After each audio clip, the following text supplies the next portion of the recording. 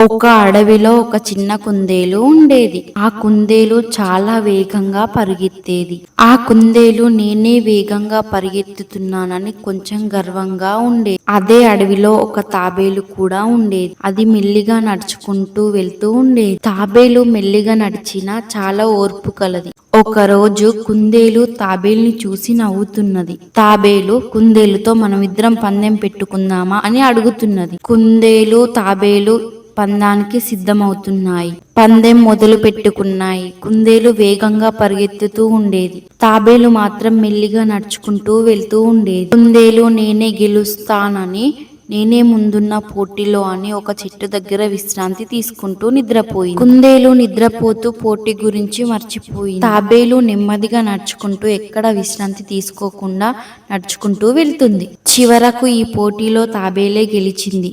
కుందేలు తన తప్పును తెలుసుకొని ఓర్పుగా ఉండడం నేర్చుకుంది. ఓర్పు, క్రమశిక్షణ మన దగ్గర ఉంటే విజయం మనదే అని ఈ కథ చెబుతుంది.